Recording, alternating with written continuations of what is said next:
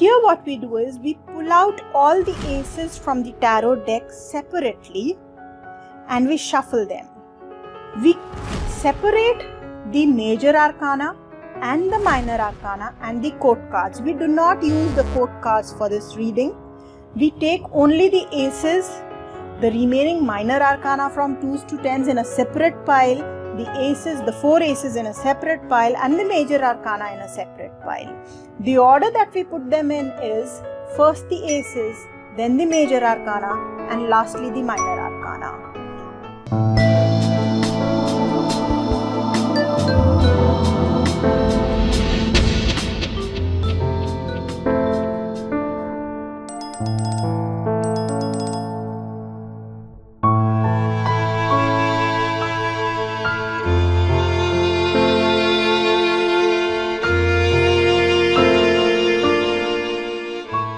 Understood the meaning of each of our 78 cards in the tarot deck. We have understood the structure of our tarot deck, the difference between the major arcana, minor arcana and the court cards. Along with all of this, friends, we have also understood in the first segment what our Fool's journey is through the entire tarot deck. Now in the second segment, we will understand what spreads are. Friends, a spread is a selection of cards pulled from our tarot deck and laid out in a fixed, pre-decided pattern where each of our cards or each of our positions in the spread has a predetermined meaning.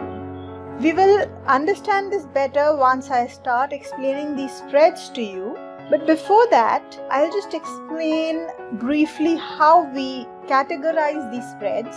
We can use any number of cards varying from 1 card to 78 cards to form any spread. Now the way to use our cards can also vary. So not only can we use any number of cards, we can also use any segment of cards. For example, we can do a reading using only the major arcana, or we can do a spread using only the major arcana. Alternatively, we can use only the minor arcana. We can combine the major and minor arcana cards, or we can combine the aces with the major arcana or the minor arcana, or else we can combine the court cards with either the major arcana or then combine the court cards with the minor arcana and do a spread. We can also do a full deck of 78 cards where we use our major arcana, minor arcana and court cards, all of them together. Also friends, we can choose whether to do an upright cards reading or to include card reversals. This is a personal option, and this decision depends on how comfortable we are using cards upside down, whether we are fluent with the meanings of the reversed cards, or sometimes reversals help us to identify when a card is projecting its positive meaning or its negative meaning. But whether we choose to do reversals or we choose to read only upright cards, friends, in either case we have to take into account the positive meaning of the cards as well as the negative meaning of the cards. Friends, when we say that our spreads vary in terms of number of cards in the spread, starting from a single card spread going up to a 78 card spread, then it is also important to understand that the more focused that we want the reading to be, the lesser the number of cards that we should draw out in a spread. However, when we use a spread of very less number of cards, it does give us a more focused reading, but it also gives us a less detailed reading. On the other hand, when we want a more detailed reading, we can have more number of cards. But when we do a spread which has more number of cards in it, then it is a less focused reading. So we need to decide based on the question whether we want a more focused reading or a more detailed reading. For a more focused reading, reduce the number of cards, and for a more detailed reading, increase the number of cards. And now friends, we will look at some of the more common spreads. Our first spread and the most basic spread is a single card reading. Friends, this kind of a reading can be done for a question which needs a simple yes or no answer. Or alternatively, this kind of a reading can also be done for a question not needing a yes or no answer, however needing a very specific and focused answer. For example, for a yes or no question, it could be, will I clear my exams or not? That's a simple yes or no answer, and a single card reading is good for that. Similarly, another question could be, what will my experience with my new internship be like? This does not need a yes or no answer, but internships are usually small, so a specific focused answer will do good for this question. Next, we come to our 2-card spread. This spread is ideal for questions in which we would like to draw out one card for the yes option and one card for the no option. So for example, I ask a question, should I take this job or not? And in this case, I want to know what will happen if I take it and what will happen if I don't take it. I can pull out 2 cards, first for the yes position and second for the no position. The yes position will tell me what will happen if I take it up. No position will tell me what will happen if I don't take it up. And the 2 combined will tell me whether I should or should not take it up, which is the better option. This can also be understood in certain situations where we need a do or don't kind of a response. Next, we take a look at our 3-card spread. This is also known as the past, present, future spread. In case of this spread, the first card that we pull out represents the past, the second represents present, and the third represents future with respect to whatever question has been asked.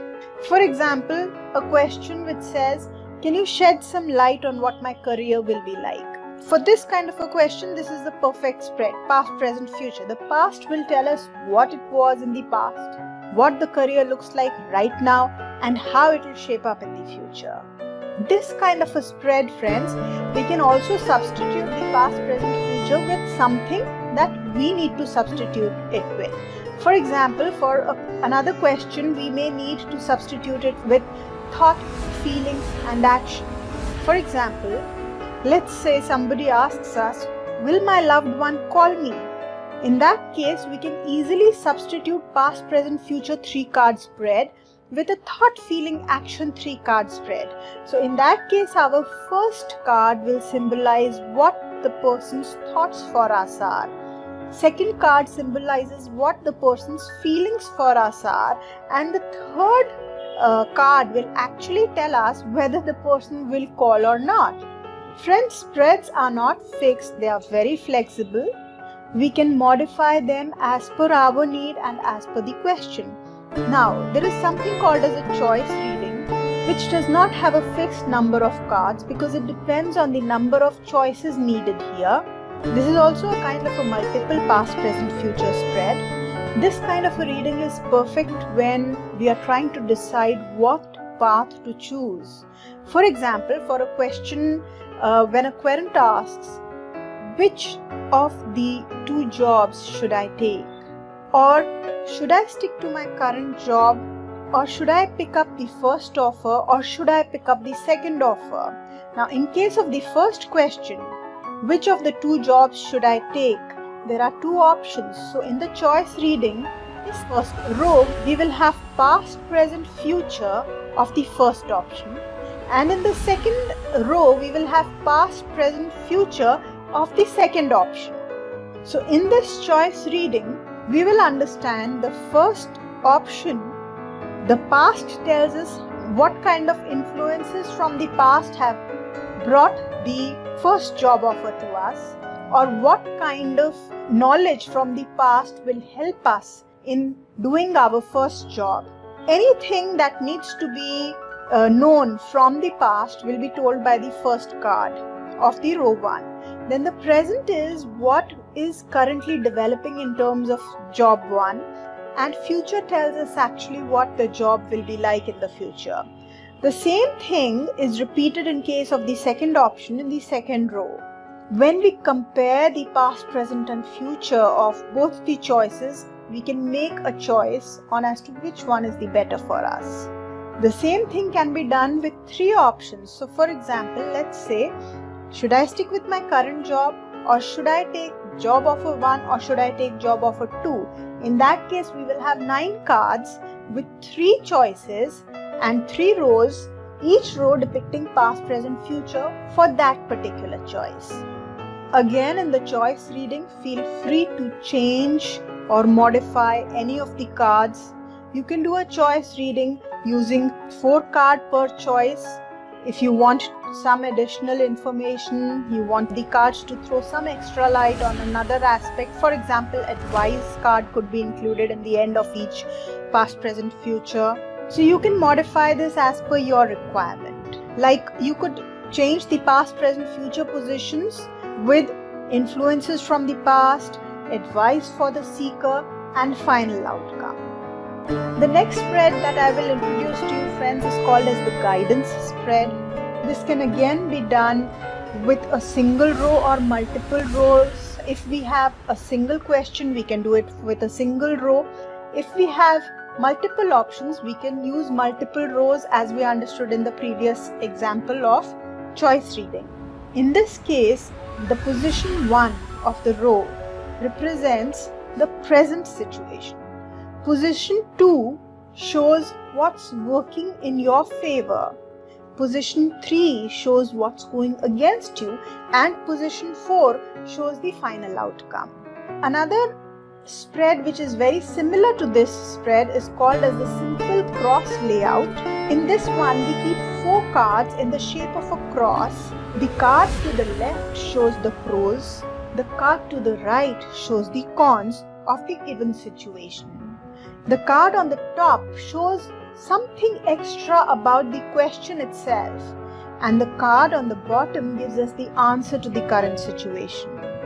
Another modification of the past, present, future spread is the 5-card spread. In this 5-card tarot spread, we are adding some more details to the past, present, future.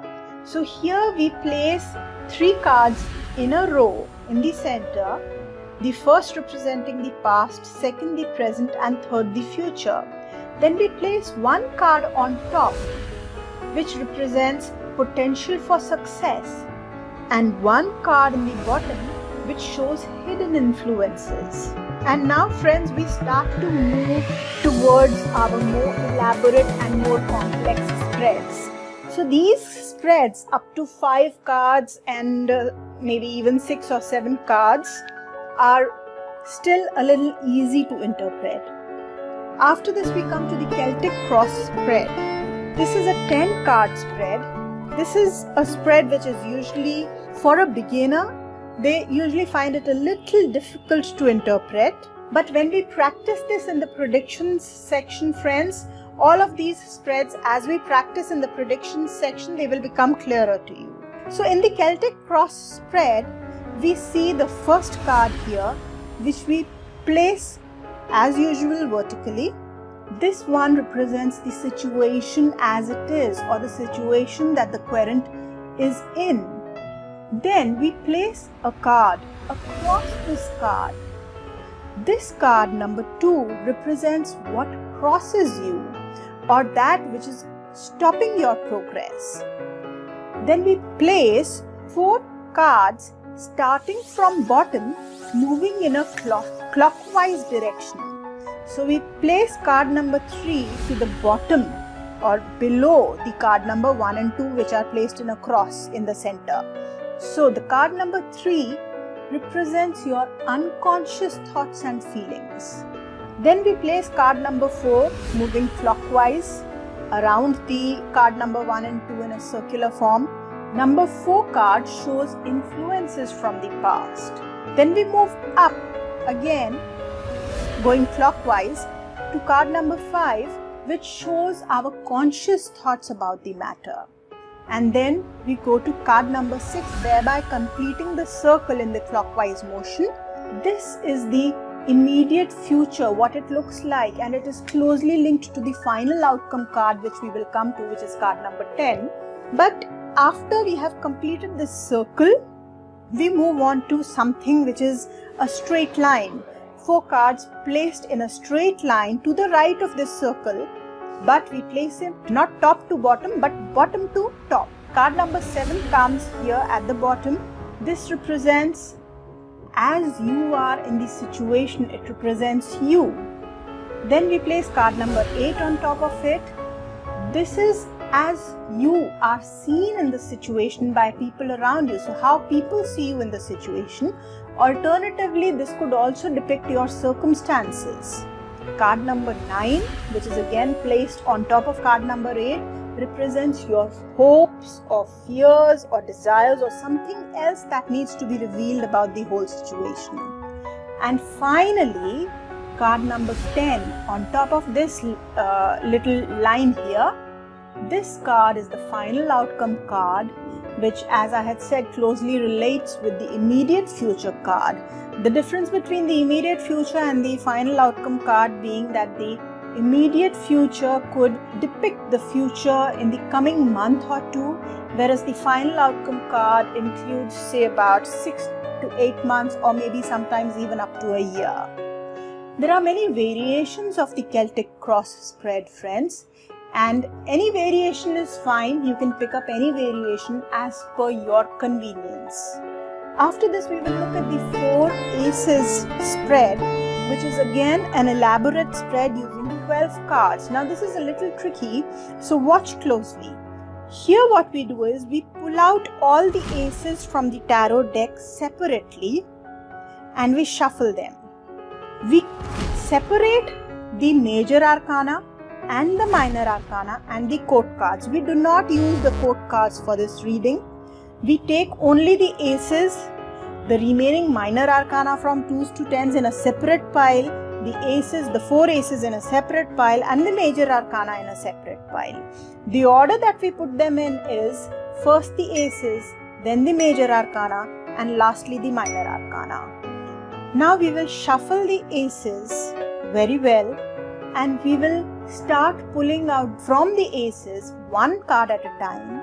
We will place the first card, the first ace that we pull out, in the top, followed by the second, third and fourth.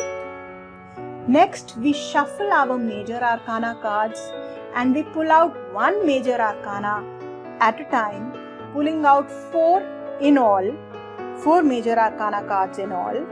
The first we put right at top, and then below that the second major arcana, then the third major arcana, and then the fourth major arcana.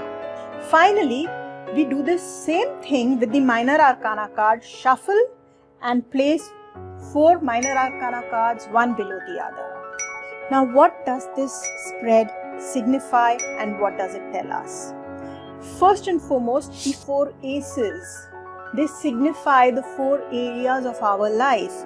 So, the first ace that we have here tells us which area of life is currently most important to us.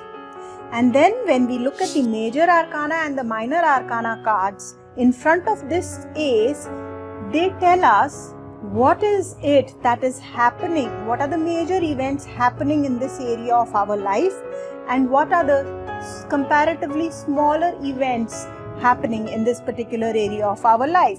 So for example, we pull out the aces and the first ace that turns up is the Ace of Cups. Then we know that emotional life is what is basically on the top of the mind of the querent at this particular time. Friends, in this particular spread, we can always add more major arcana or minor arcana cards to make it a more detailed reading.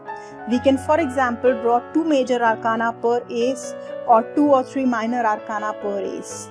This particular spread is very good. It is a superb spread to get an overview of what is happening in the querent's life, what is happening in each area of their life, and what is it that they are currently preoccupied with. And what is it that has come at the bottom, so that it tells us that this is probably something that is either so secure that they are quite comfortable with it, or else the other things are so predominant or so worked up that they cannot have or do not have the time to think about the actually rejected ace at the bottom of the 4 aces. Another elaborate spread, my friends, is the multiple past, present, future spread, But this is unlike the choices spread where we drew past, present, future for different choices. Here we are drawing past, present, future for the person's life circumstances in general. So we can draw 3 or more cards for depicting what has been happening in the past of the querent, 3 or more cards to depict what is currently going on in their life, and 3 or more cards to depict what is coming up in their life. Next, friends, is the 12 monthly reading. This again has many variations. We can take it as a 16 card spread. Alternatively, we can add cards to it, making it either a 28 card or maybe even a 40 card spread. So in this, the first card that we keep is horizontal. This is the soul card representing what will happen in the coming year in general. Then we keep 3 cards vertically, which represent past, present, future. So the past will tell us what is it that has been happening in the previous year. Present tells us what the central focus for this year is, and the future tells us how the current year is going to influence our future in the big way. After this, below the past, present, future, we place 12 cards, one representing each month. So this tells us what will happen in January, February, and so on and so forth till the 12th card, which tells us what happens in December. If we want to make this reading a little more detailed, we can have 2 or even 3 cards per month. This is usually a good spread to draw out when we are turning years, when we are entering a new year. And finally, friends, we come to the most elaborate of spreads. This is called as the full pyramid spread, and it uses every single card. It uses all 78 cards for this spread.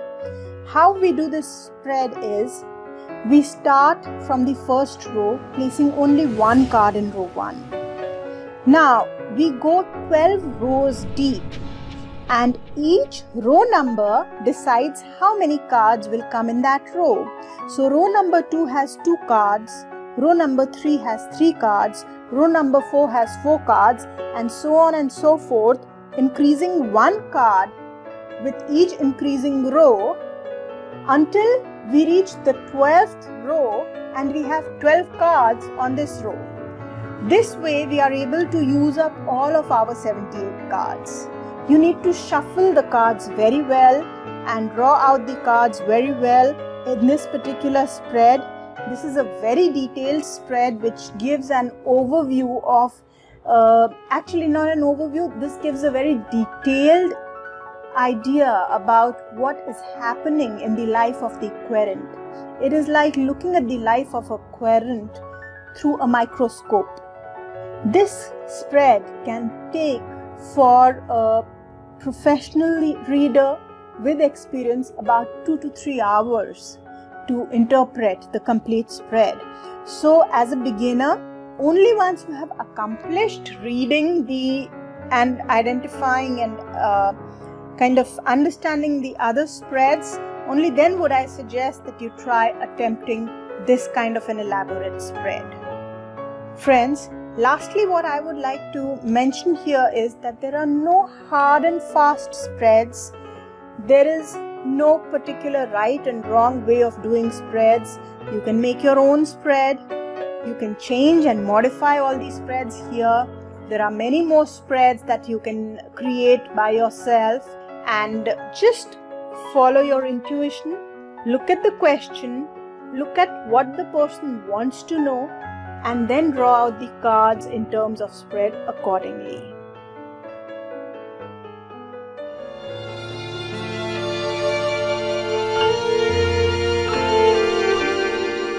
If you have any questions, friends, you can share them in the comments section below, and you can start watching the more detailed videos to get a deeper understanding of how to understand your different tarot cards, different tarot spreads, and how to make predictions, how to do meditations. We have many videos which are extremely detailed. This is probably the only concise video. So that's all for this video, my dear friends, and I wish you all the very best with your journey as a tarot card reader. Oh,